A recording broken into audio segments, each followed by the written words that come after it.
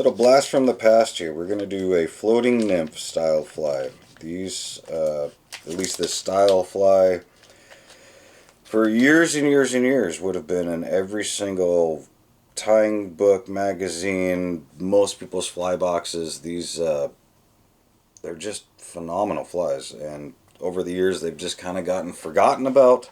But we're here to bring it back. So we're going to switch up materials a little bit from the traditional floating nymph, but the premise is the same. So there's a lot of different materials you can use for these. What I like to do with these are amazing emergers, and during a hatch situation can just absolutely crush.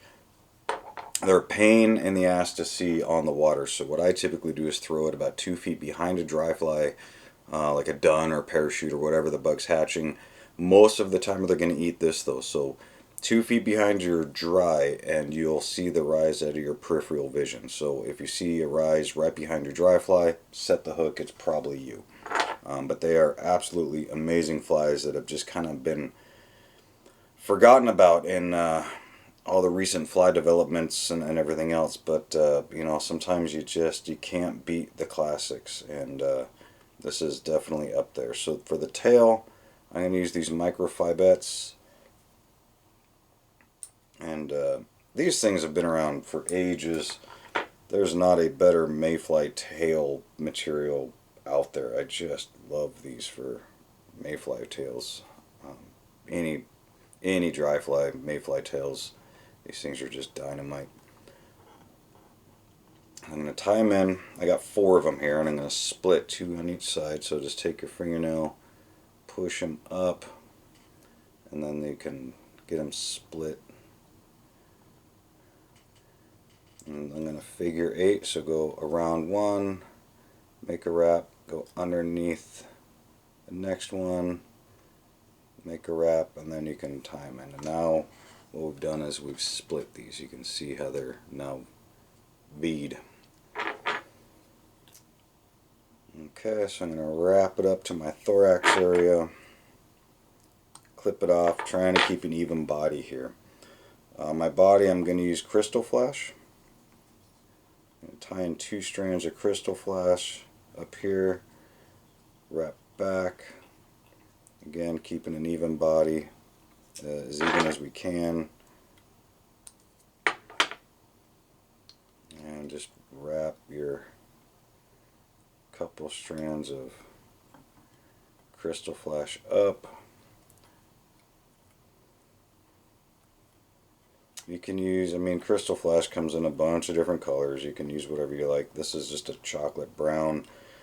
I use a lot in mayfly and caddis. Just I like the chocolate brown. It kind of picks up a greenish hue, you know, kind of against the thread. So it's just I like the darker crystal flashes for trout stuff. Alright, so that's our body. The body right now is not going to be durable at all, so I'm just going to stick a little UV glue that the tip is turned disgusting with feathers and stuff, but little UV glue. I'm just going to pop it around with my finger, wipe it off the thread, and give it a quick cure. You can use the fluorescing, the flow fluorescing if you want. You know, I'm on the fence whether it's going to make a difference or not. I don't freaking know, but you know, whatever. I mean, if you like it, go for it. All right, this megalite, I probably cure everything way too long just out of habit. That megalite cures it like really fast. I've got a little bit of coastal deer hair here that I'm going to stack up just a tiny bit, not much at all. You want to comb it out, you know, stack it up. I probably got too much here yet still. It's easy to overdo it on this. I'm going to bring my thread all the way up to just behind the eye. Oh man, we got major ice storm out there. I think I just lost a tree. I don't know. Alright, I'm going to take these tips and just tie about 3/4 of the shank length and just wrap it back to where we stopped our body. I'm going to come in here and clip these real short, just like that. Standard kind of cripple stuff. Next, take a piece of superfine. This is Adam's Gray. I just like the darker colors. I'm going to kind of wisp it apart, stack it kind of together. I'm just going to clump it on. We're not doing a big dubbing noodle here. I'm just going to clump it on. No wax. We want it to be able to move up and down. I'm going to make one wrap, go straight up, push this down, and then come back. So this is setting on top like a ball. Okay? I'm going to push my deer hair up with my finger. I'm going to clip the middle really, really short. Like against the hook. I don't want this much deer hair. I just want to simulate some legs, and then this is going to offer some stability to the fly. Push one side back. Push the other side back. I'm just going to kink it. And then wrap it. Wrap it all down. Okay, just like that. I got a little wispy superfine here. You can just clip that off. Okay. And then you can add a little bit of dubbing to the front here. You could just leave it just like that. I'm going to leave it like this. You can add a little dubbing, but and it does kind of finish. We can finish it off a little bit. Again, this is just more superfine. This is like a bluing olive type, dirty little bluing olive color. In a factory fly, this would definitely be dubbed. You know, it's kind of a nice little finished out fly. Okay. Make a quick little half hitch here.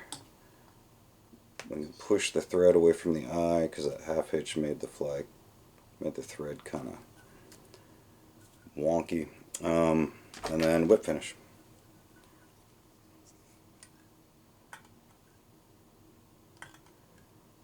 This whip finisher might be too big. I usually use these extended because, you know, most of the time, oh my gosh, has this ever happened to you? Isn't that fun?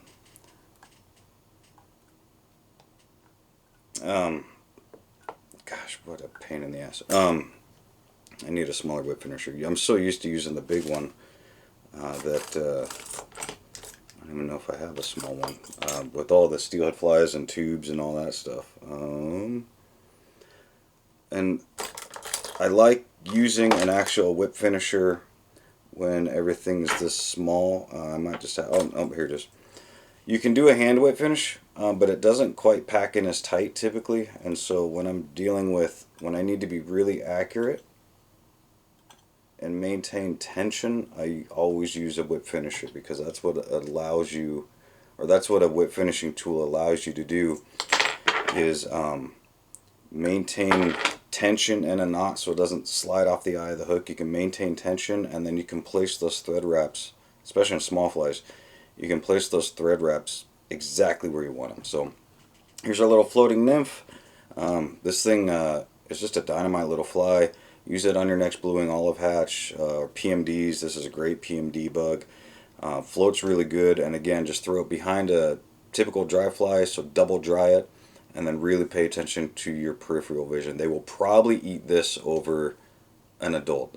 Usually this will get eaten like 5-to-1 over a dun on a normal hatch scenario. So enjoy it. Hope you dig it, and hope it works good for you. And again, time in all different colorways. You can use goose buyout for the body, all kinds of strip peacock, dubbing, whatever you want. So just experiment, but phenomenal pattern. Amazing pattern that really should have never been forgotten. So anyway, enjoy. Thanks.